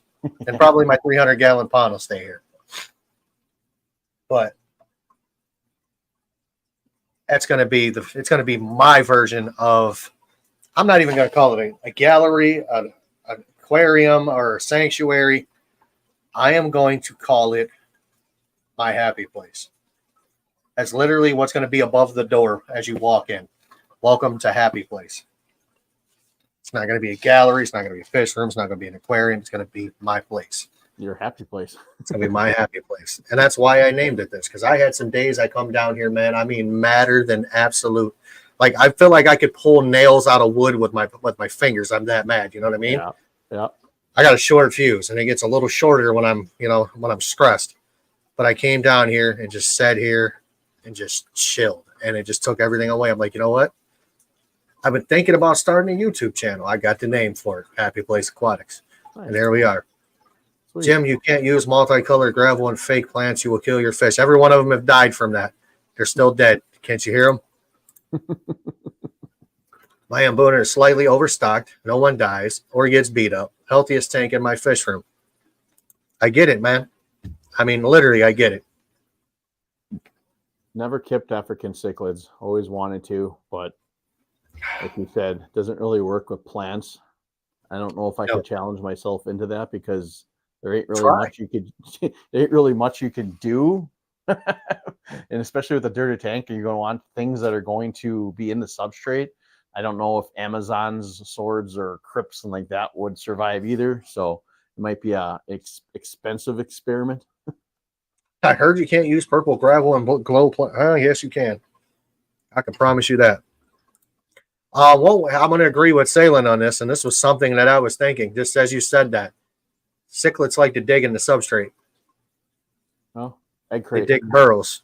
Well, if there's the egg crate might work to an extent, but it depends on the size. I mean, they could still probably blow the sand out from underneath it or so, as long as you had enough cap above your dirt that was still under your egg crate, you might be able to get away with it a little bit. But my biggest thing is the whole plant aspect of it. I know somebody that's doing a dirted tank with geophagus. That is interesting. I mean, that is real interesting. Isn't Tommy doing that? Yeah. I saw a video of his. It's working. Yeah. Yeah, I saw that video of his a while back. I thought that was very cool too. I'm like, what? Yep. Because, I mean, look at that. That's all geos right there. Mm-hmm. Yeah, I really think cichlids themselves, if you have cichlids that can coexist with plants, you could do dirted tanks with them. There's different ways. Like I think Tommy used bags of dirt, I believe, so they can't get into it, if I remember correctly from watching his video. But if you can get like an egg crate, like I said, underneath your cap where they can't get past that egg crate into your dirt layer, it's possible. But then again, it goes back to, are they going to dig up the plants as they dig as well? And that's going to be the next scenario that you have to try to pre-plan for. My geos will definitely dig everything out of that tank. Like if you look at this plant over here on the side, these plants right here don't belong there. They actually go in the back, and they've dug them up to where they floated into them and got stuck. I'm like, you know what? It looks cool. I'm going to leave it there. Nice. But you're just going to do it again. Yeah. Filter socks as a soil bag. Yep. Nice. He said you could do clay too. Yep. Yep. There's different ways to do it. I think I read too, you could put like a lot of flat rocks on the surface, but I've never done that. I just read someone using that as a suggestion as well. But that would cause, a lot of rocks in there. And I would assume, depending on the type of cichlid, they could probably move some of that crap too, especially if you have big ones. I agree 100%, Lush and Salty. Good old fashioned give a shit. You care about your fish. Yep. That's why I always say it's your hobby. Do it your way. Mm-hmm. I mean, legit. I mean, who would think that you could run a saltwater tank with, saltwater tropical fish and then have no heater? Yep. Not me. It's running, though. I said, let's try it. My wife's like, what are you going to do if you kill all of them? I said, start over. Yeah. I'll buy more. Or I just tear it down and make it a freaking freshwater tank. Yep. Slap some cichlids in it. Absolutely. Skittles mixed with Fig Newtons work as well. You should really try M&M's and Heath bars. It works even better. Yeah, I like chocolate better. Throw some Reese's Pieces down there. Maybe a couple Kit Kats and a Twix. You'll be good. Mm-hmm. Oh yeah, I'll always have my hands in the tank then. And it wouldn't be in the bottom of the tank; it'd be in my stomach. I'm a fat kid when it comes to chocolate, man. Me too, buddy. And you know what? So Reese cups used to be my favorite, like candy bar. You know what I mean? I quit smoking. I bought an industrial box up and I ate every damn one of them in like 3 days. I'm like, you know what? That is not going to work. So I got a Snickers bar. I didn't do it. I'm like, you know what? I bought one of the little bags of like the Hershey's, just standard Hershey bars, like the snack bags you give out at Halloween. Sure. That became my favorite candy bar. I'm like, just a straight old standard Hershey's. Still like my Snickers, but the Hershey's is awesome. All my tanks are overstocked. Comment on videos works for me and many of us. Yeah.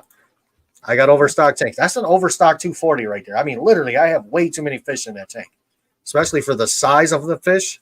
You got a 14-inch Oscar, a 10-inch Oscar, two 8-inch, actually 3 8-inch Severums, like 5 or 6 6-inch Severums. I mean, yeah, that thing's way overstocked. Yeah. The thing of it is, if you put your tanks on social media, whether it's on YouTube or TikTok or whatever you want to put it on Instagram, there's always going to be those people that want to start shit, that are going to always say things and make comments and try to poke the bear. Yeah, you got to have thick skin and just be like, Facebook groups are the worst. Yes, they are. I was just about to say that.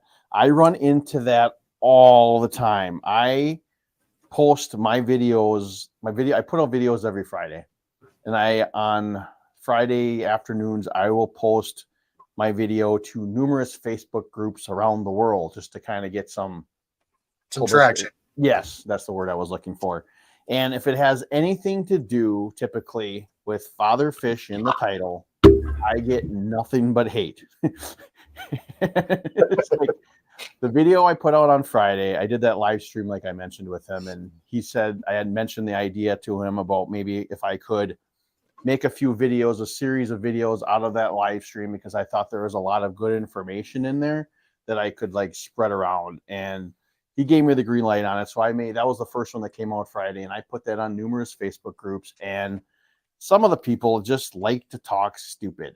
It's just like, yeah, I removed some of the comments. Of them I just don't even listen to. Typically, I don't even really talk back to it. I just let them be stupid because they're just trying to create drama, and I try not to involve myself into it. I just let them be stupid if that's what they want to be. But yeah, it gets very annoying. It's very hard to shut my mouth. It's like back to what we were talking about before. We all have our own perspective, all our own ways that we want to do things. You don't like the guy, that's completely fine. I don't care. What gives you the need to want to go on there and just talk mad crap about a person you've never met before in your life? Correct. And then the other question would be like, well, have you ever tried it? Have you ever tried the dirted system before? Do you really say that it sucks and he's a hack? You know what I mean? So that stuff gets annoying to me. But yeah, Facebook is terrible. I don't run into it too much on YouTube. There's always a random comment here and there, but Facebook is absolutely terrible. I got kicked out of a Facebook group because somebody was giving a person who had, now keep in mind, 7-year-old African cichlid. That is about 2 years past the lifespan of an African cichlid in captivity. I'm not even going to lie to you. If you get 5 years out of an African cichlid, you're doing something right. Some people can keep them longer, some can't. Depends on you and the fish. Now, this person, 7-year-old fish, 2 of them died. The first thing, did you test your water? I'm like, are the other fish alive? Yeah. Are they gasping at the top? No. I said, are they acting normal? Yeah. I said, you can test if you want to, but I said, I think it's just due to the age of the fish. This lady, dude, went so deep in me. I swear to God, I could taste what she ate for dinner. I'm like, you got to be kidding me. I said, lady, I have killed more fish than you've probably kept. That's impossible. I've got a fish room. I said, yeah, so do I. How many tanks do you got? I've got 10. I'm like, that's cute. I've got 60. Close to 600 fish. I said, so let's keep talking. You know, she's running her mouth. I said, look. I'm like, I put out typing. I'm like, you're fucking stupid. What do you mean? I said, you're giving this person false information. You're telling them to test their tank because their cycle crashed. Cycle didn't crash. They got a 7-year-old African cichlid. You ever think that might have just died of old age like your mother did? Yeah. She didn't like that. She reported me to Facebook. I got removed from the group. And I was drunk one night, and I actually told the Facebook group they can kiss my ass because they're all stupid. Oh, you know And what? I seen that the Sometimes we next need day. I that. was like, shit, I said that. Damn. I got kicked out of Caveman Aquatics. Oh, yeah. You know what? You can add fish today with prime and stability right now. You can add them right now. He didn't like when I said, I think you're full of shit and that method don't work. You're going to kill more fish than you keep. Didn't like it. I got thrown out. I was like, oops. Well, Shit, I got more lines than that. I'm a laid back dude, man. I really am. I don't put myself into something unless I know I'm right. And I'll tell you flat out, if you ask me a question, if I don't know anything, I'm not going to speak intelligently on it. And I'll tell you, I can't speak intelligently on it. Like a planet tank, I can't tell you shit about one. I'll tell you to ask. I'm like, hey, you can ask Tommy, you can ask Father Fish, maybe some of the other people, but I'm like, I'm not the guy to ask about that. As far as saltwater goes, don't ask me shit. I don't know a damn thing.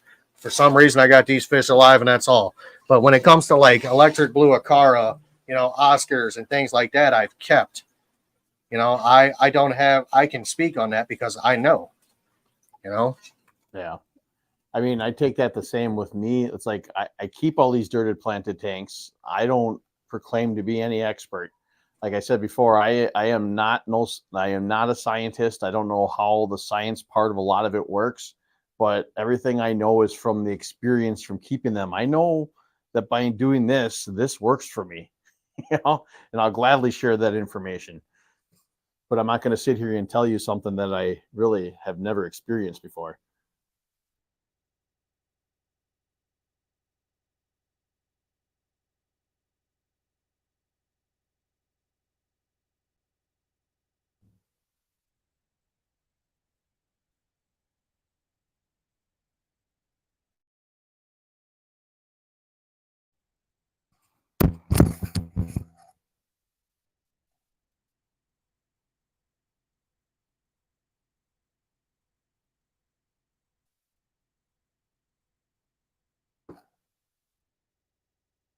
I can't hear you, Jim. So I don't know if that's me or not. My wife is driving my other car. The wipers suck on it. The headlights suck on it. I said, "What do you need me to come bring you the other car and drive that one home?" I mean, why didn't you take the van that's got LED headlights in it? Why did you take the beater? She can't see. She's got macular degeneration, Okay. so her vision's slowly going. But I hate showing photos of my water test because what my eyes see are different than what photos show. That is 100% true. Absolutely. Yeah, you can't really differentiate those tests sometimes. You'll take a test and you stick it up by the light, and it's like, well, what color really is it? And it'd be nice if they actually made those with actual like numbers, like a digital test or something like that, because those colors are so deceiving. So we can when I talk about this, I have my African cichlid tank, my Mbona tank, my 90-gallon. I did a test on it, and the numbers were, I mean, just off the chart. The fish were eating, the fish were swimming, they weren't gasping for air at the top. It was time for a water change anyway. And for what the numbers were, people are like, "Oh my God, your fish are dying." Well, they're not. I'm like, come on, man, you guys need to. The fish farted. We got to test the water. I'm sorry. Yes, you can test your tank if you want to. I'm not telling you not to. Okay.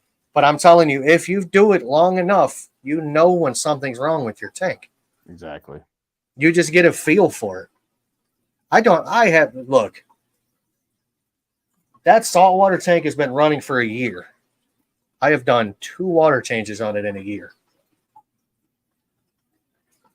Fish are fine. Fish are growing. The tank doesn't stink. It's not dirty. I have a cleanup crew in the bottom, which is 6 hermit crabs. They have new shells for them to climb out of and go into new ones. I mean, I've been told that's wrong. I've also was told that you can't use tap water with a saltwater tank. I said, why the fuck not? Water's water. You got to use RO water or spring water. Why? I'm adding salt to it. Yep. I'm making salt water. I'm not buying salt water. I'm making it. So it's just the information that's out there. People just twist and twist and twist and twist until they can form their own narrative of it. Yep. And the narrative is something else we go on a different platform about. You'd have to catch that one. Yeah, you and Tommy on Rumble, right? Yes, me and Tommy on Rumble. I have to get Rumble yet. I want to check you guys out. Brother, I'm telling you, it is a different platform. Yeah, I drop an F-bomb here or there on here. On Rumble, I don't have to worry about that. You know what I mean? It's freedom of speech. So, I mean, I like just to be able to be me. This is me. I'm going to tell you this right now. You can ask anybody in that chat that has met me in person. I am the same dude. My mouth is fouler. You know what I mean? Mm-hmm. I got a foul mouth. But he says you only need RO water for corals. I don't keep corals. But, you know, yeah, I don't like false information. It's getting old. Even from some of the big channels are giving out false information, man. I'm talking about people with millions of followers are giving out false information. Because some people are convinced they can create rather than recreate a perfect ecosystem. Some try to do it by spending a shit ton of money, and the end result is a sterile environment. The others, natural as possible. Yep. Yeah, like I said, I do mine as natural as I can. Sometimes, you know, like I said before, you're never going to get, in my opinion, get an absolutely natural aquarium unless you have something like LRB has outside with his aqua gardens that are completely and utterly outside with sunlight. And even that to an extent isn't even really a natural ecosystem. But my goal is always to make them as natural as possible and without spending a bunch of money on it. What's up, Ritesh? For the record, Truth Social is Trump's platform. Rumble is a free speech platform. Good to know. Shoot, I got busted. How did you get busted? I've never seen Alyssa's name pop up in here. I don't see Doodle Poodle anywhere. Yeah. I must be losing my freaking mind. Did you make your trip yet, Ritesh? Ritesh was supposed to come to North America. He was going to Canada.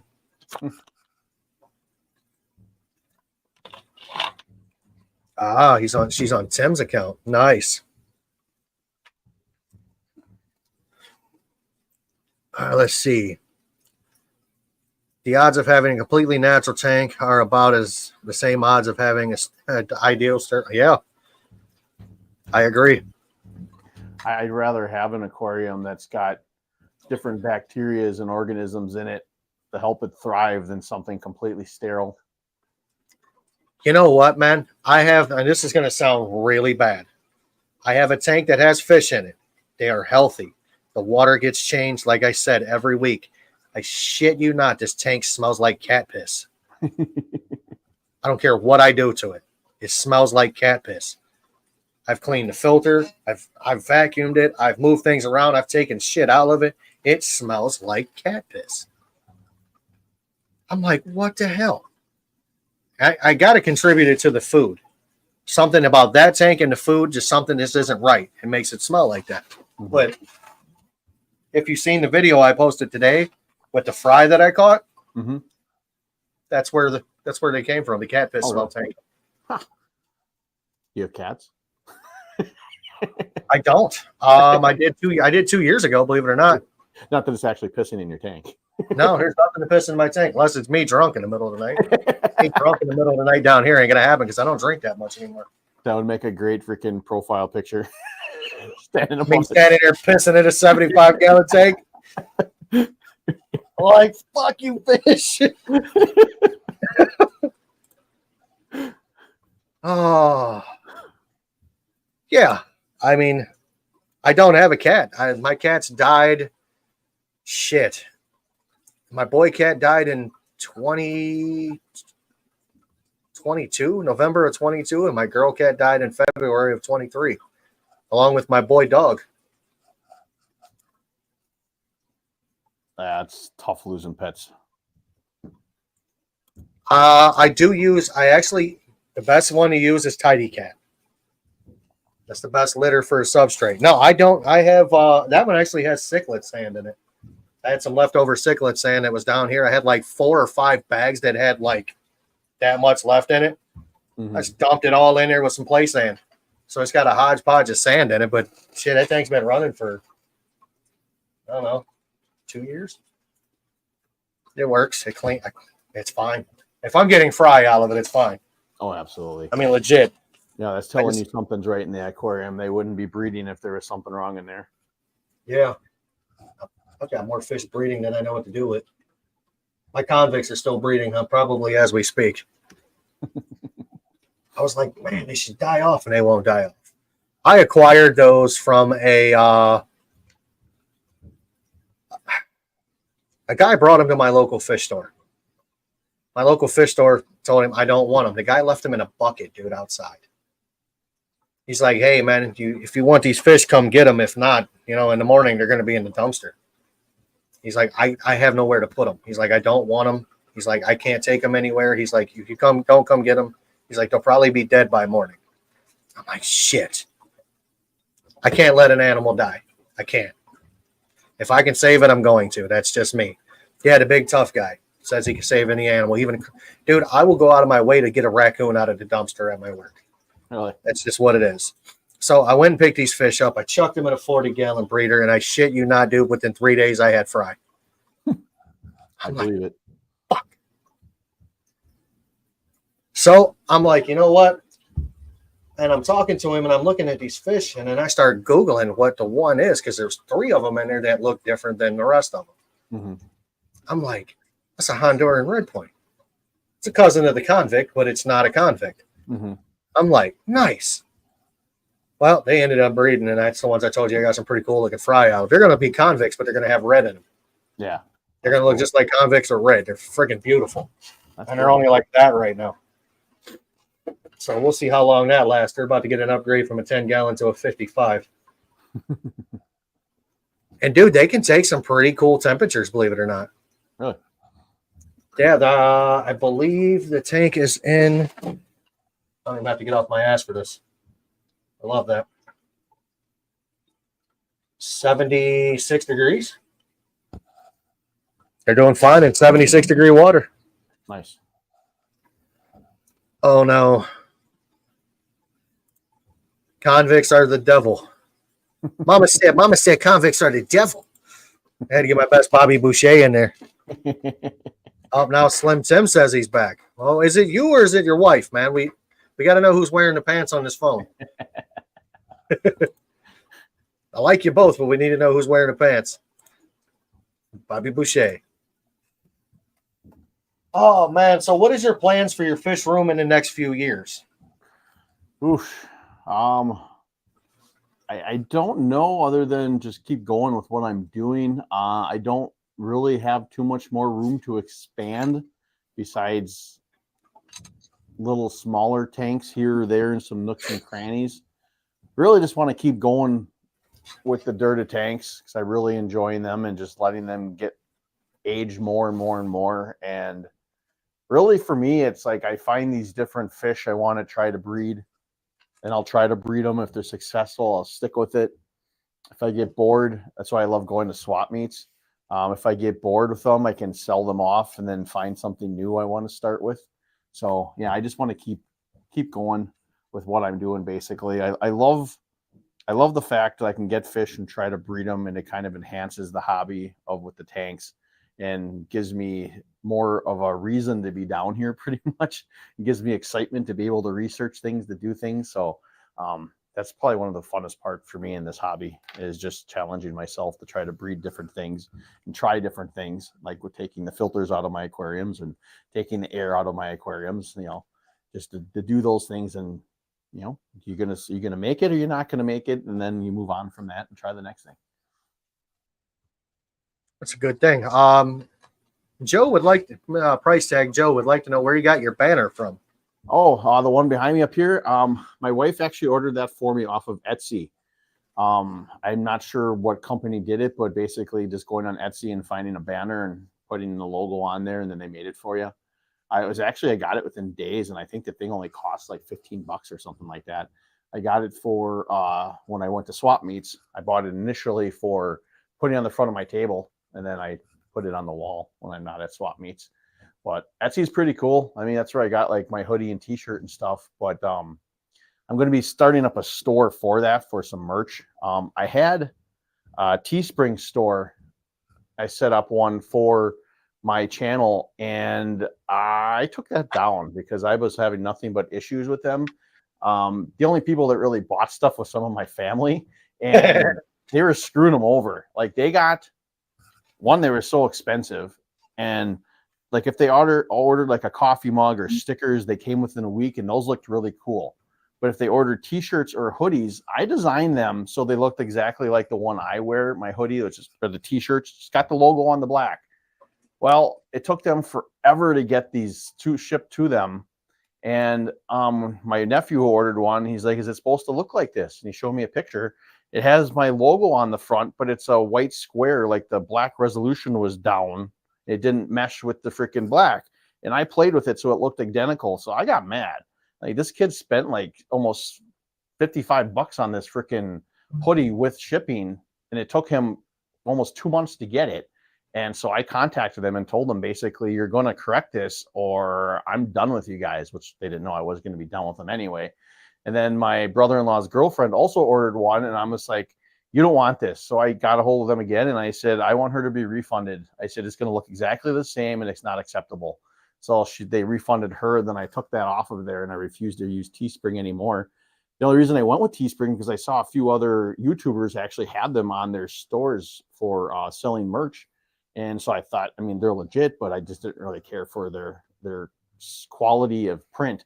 Now, the hoodie and t-shirts themselves were excellent quality, but not the print part of it. So with all my rambling, I'm going to be starting up an Etsy store through, I think it's called Printful. My other brother-in-law is in a band, and they use that for their own t-shirts to sell and stuff like that, and their own merch. And they said the one guy is like a computer marketing guy, and he says it's the best way to do it. Basically, you set up a Printful account, and you design everything on there, and that links with Etsy, and you can sell it through there. And shipping will be less, and it'll be more reliable. That's awesome. Etsy was the answer. Lush and Salty wants to know if there's a halfway decent local fish store by you in Sheboygan, and then go Packers. In Sheboygan, absolutely not. Their only thing in Sheboygan is a freaking PetSmart that's terrible. I almost wanted to go in there with the camera and just film all the dead fish that are in it all the time. Funny story, I went in there for supplies once, and I was so frustrated by it. I filled out an application to work there, and I said in there that I wanted to only clean tanks just to make it nice so they weren't like this, and they never got a hold of me. So yeah, there's nothing in Sheboygan itself. I usually go up to Green Bay. There's Advanced Aquarium Systems. It's like like a skip and a hop away from Lambeau Field. He's a really cool guy. That's where I got my Fahaka puffer from and a few other my species of fish. And he gets a lot of rare stuff too, which is really cool. So he has some of the common stuff you would find in fish stores, but he's also got a lot of different stuff you would never see typically in some fish stores. But yeah, Sheboygan's got nothing at all but a PetSmart. He's in Wisconsin, Joey. Yep. Wisconsin. My local fish store here, I've got a few of them around me. We have Something Fishy. We have, fuck is the name of that place? I should know. I bought this tank over here from them. Aquatica Aquarium Gallery. We have by far the best one is Aquatics. That's my buddy My buddy George owns it. That's where I get all my fish from typically. We have Boggs Aquatics. Boggs is a real good store. 98% of I'm gonna have to drop that number down now. 97% of my fish have came from Aquatics. Okay. I have a few fish that came from Boggs Aquatics, and then I have my 2 lemon Oscars that I just got that came from somewhere. I don't know the name of the place. Flatbed actually bought them for me and had them shipped to me. So I don't know where they're from. It's from a cichlid place in Florida. But I have to say, out of all of them I've been to, I've bought from Aquatics. Oh, we got another one called RMS. They had a dollar per tetra sale. I got 1 tetra left. Frank, the $30 tetra. He's the only one who survived out of all 30 of them. So, but he's still kicking. But I have to say, out of all of them, that the 2 that I mentioned, which was Aquatics and Boggs Aquatics, they probably have the best selection. My big monster ass Oscar came from Boggs. He was that big when I got him. He's a little over a year old. Tampa cichlids. That's where my oh, man, excuse me. I had a bad back and it's starting to hurt. That's where my 2 lemon Oscars came from. I honestly find my favorite place to get fish now, and it's where I've been getting them for the most part, is local breeders from like swap meets. And then by actually selling them at swap meets, I get to meet up with some of these guys and get to know them a little better, and you know, get ins with them and get fish through that, because you know they're locally bred, and you know that they're not like mass bred like some of these big sweatshop freaking breeders from overseas, although I don't know if they came from there originally. But then you get deals. Every time I tell my wife I'm going to the fish store, she flat out tells me, don't come home with fish. So last weekend I went up there and she said, don't come home with fish. I came home with fish. I went today because I had to get some dechlorinator and some flake food. And she said, don't come home with fish. And damn it, I didn't come home with fish. I didn't. I didn't need to. I'm like, I don't need fish. I just need what I need to do. You know, I had 1, 2, 3, 4, 5, 6, 7, 8. I had 10 tanks I had to clean. I had very little dechlorinator. Yeah. I'm like shit, I gotta go. So what do you use dechlorinator in yours? I know you guys, you on city or well would be the first question. We're off city water, but the funny thing of it is, I ran out of dechlorinator probably about 6 months ago and just stopped using it until recently. I just bought a little bit more because I was at the store. I haven't had any issues at all, none at all. But I know my water here in Sheboygan, we don't really find a lot of like chemicals in it as far as where it's gonna F up your shit. I've heard of people that happening where they do whatever with the city water treatment and then flushes it or whatever they do, and it winds up putting a lot of crap in there. I've never experienced that here, but like I said, I didn't have it and I just decided not to buy it for a while. But now I'm just kind of like, well, I'll put it in there. I don't think I really need it, but that one time I don't now is probably be the time something actually will be with my city water and wipe everything out. But I don't do water changes all that often. It's more topping off more than anything for me. He's a hobbyist that goes to the fish store and doesn't come home with fish 90% of the time. He mainly goes for fish food these days. See, that's what I go to the fish store for, and I come home with fish. I go to my local my buddy. His name's George. He owns Aquatics. I go to his store. I go in there with the mission to buy fish food. I buy my 2 kinds of cichlid pellets. I buy my bulk flake food. Yes, I still use flake food. You know, I walk out of there with 12 pounds of food for under $100. That feeds everybody for a couple of months. Mm-hmm. So I typically go in there, and I'll be damned every time I go in there if I don't come out with fish. He's like, hey, he's like, I got it. He's like, I need empty tanks. You want to take these? I'm like, sure. I'm over there putting fish in a bucket. Like I've got a 5-gallon orange Home Depot bucket. And all I hear is from the side, Kobe, and you hear a fish splash in there. I'm like, what the hell? I'm like, you're going to give that fish some kind of mental disease, bro. He's going to be all messed up. And then you hear Kobe, and you hear it hit the bucket again. I'm like, dude. I'm like, how about you just walk him over there? Nice. And every fish that he's chucked actually has lived longer than the rest of them. Nice. That's the beauty of only having a stupid PetSmart in my town. If I need to go get something, I don't have to worry about buying fish because I'm sure as hell not buying anything from there. Now, don't get me wrong. There are some PetSmarts and Petcos that are better than others. They still all come from the same sources, but yeah, I don't care to buy from them if I don't have to. Like I try not to. I'll get snails and stuff once in a while. Like if at years past, I was trying to stock up with like canary snails. And funny story too, I actually got pest snails from them once because I wanted to try to build up my colony of them. That was before I was getting my Fahaka puffer because I really wanted to start breeding them. So I had enough in every tank. And I asked the one I was getting, I think it was nerite snails or mystery snails I was getting. So I was going to try to breed the mystery snails for food for the puffer at some point. And I said, well, can you throw a few of those pest snails in there for me? She's like, yeah, I can't do that. I'm like, why? She's like, well, it's against our policy. I'm like, whatever. So I went back in there, I don't know, probably like a few weeks later, and there was a young kid working. I was getting more snails, and I'm like, hey, can you throw some in there? You want those? I'm like, yeah.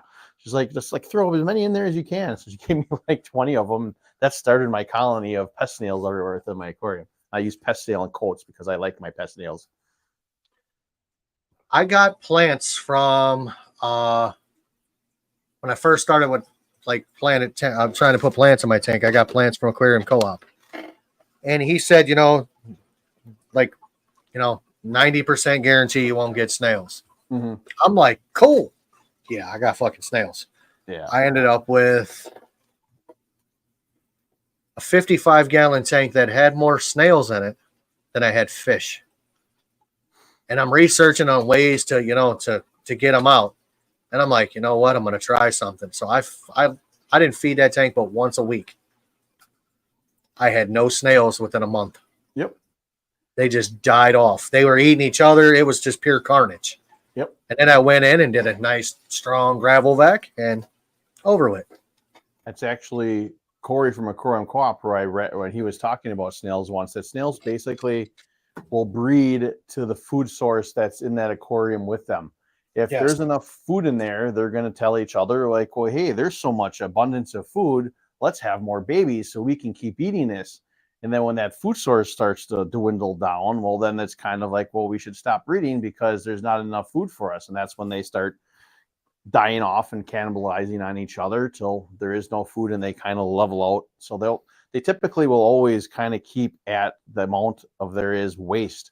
Now, when I had my leaf litter in some of my aquariums, at the bottom, the snails took off again. Well, because there was an abundance of food for them to eat on, but so did the shrimp. So I like that. But I don't think Aquarium Co-op Corey likes me too much. Oh yeah. Yeah, I did a video on his easy upflow tube. I did a review on it, and my experience with it was terrible. Oh really? Brother, I double stack my filters. Like I said, I had a double stack in my 75 with an Oscar, and I had a single stack in another tank with 2 pea puffers. They were Amazon puffers, a little bit bigger than pea puffers. Mm-hmm. Within 2 weeks, the collars on them were plugged so tight that 150 PSI from my shop air compressor wouldn't open them up. Really? I soaked them in bleach. I soaked them in vinegar. They ended up melting a little bit in bleach after the second go with it. Mm-hmm. Nothing. So I took them, drilled a hole in the back of the upflow tube, ran the hose down, and used them as regular sponge filters. I made the video, and then it wasn't 2 weeks later, dude. Everything that I said word for word was in his video or his live stream. Yeah, I was like, you got to be kidding me. I'm like, so. And at the time, man, I mean, I've got like 52 Aquarium Co-op sponge filters. Like, I'm a fan of his sponge filter. Absolutely. But damn it, why did you screw it up by putting that upflow tube on it? Yeah. I get the concept of it for some things. It'd be kind of nice, but I don't know. Like, I don't do the filters anymore, but I did see that. But what I do like about them is they're very good customer service wise. Like with things. Oh, absolutely. Like my they don't do their heaters anymore because of their failure rates, which probably really weren't that bad, but it was enough they weren't okay with it. I had one die. I think I had it probably 2 months, and They gave me my money back or a gift certificate for there to buy whatever I want for the equal cost. So I was like, oh, that's cool, man. I really wasn't expecting anything. I was just trying to find out if there was a way I could get this thing to work. I had a power head of theirs that went down a year and 2 days. So it's just past their 1 year warranty on it. Mm-hmm. And I contacted him. I said, look, man, I'm not going to lie to you. It's a little over a year. He's like, well, let me pull up your record. Well, I had bought, it was 4 of them at one time. Mm-hmm. And he looked at my account. He's like, okay. He's like, we got a year and 2 days. He's like, take a picture of it not working, plugged in, or a little short video of it not working, plugged in, mail it to us, and then we'll go from there. So I plugged it in, took the video, sent it to him. 2 days later, I had one at my front door. Yep. I'm like, cool. Yep. And then my local fish store started selling his product. So I'm like, yay, I don't have to pay shipping. Yeah, I wish. That'd be nice. Yeah. Oh, man. Well, we're at the 2 hour mark, and this is typically where I'm done. Not right. being mean. I typically end them at about the 2 hour mark. Sometimes they go a little over. And if I'm feeling rambunctious, it'll go 5 hours. I don't got that ass power to sit in this chair doing that. I don't think I have the ass to sit in this chair much longer unless Tommy decides we're going to go live on Rumble. And then I guess my ass is going to be in the – actually, I'll pick this other chair. It's got more cushion. But I've had an absolute blast talking to you, my friend. You as well. You know, anything you want to say to the chat while everybody's here? I guess just thanks for having me on. And two, I wanted to say that I am doing a fundraiser on my Facebook page for Breast Cancer Awareness Month. It's for the National Breast Cancer Foundation. My wife has breast cancer currently, and I started the fund just to kind of help support that foundation to help other people that have breast cancer, just to kind of as awareness to it. And if I have a goal of $500, which I know I'm not going to reach, but if we would reach that $500 mark, I was going to shave my head and my beard bald like Kojak or whatever. But anyway, I just want to put that out there. My Facebook page, Patty's Aquatics, that link is in there for that if people are interested in supporting that cause. Again, no worries. No one has to donate anything, but just it is out there if you're interested. So. Lost my grandma to breast cancer. My aunt has breast cancer. My mother-in-law has breast cancer. My favorite next door neighbor has breast cancer. So it is all around me. Yep. It was. It is. We'll say that much stuff. Absolutely. You guys, you heard him. Check out his Facebook page, Patty's Aquatics. There's a link. Go donate. Guys, thank you for being here. I appreciate all the love and support in the comment section. For everybody that liked the live, thank you. For all the people that's going to watch it on the replay, remember, go check out Patty's Aquatics Facebook page. And remember, guys, it's your hobby. Do it your way. Have a great night.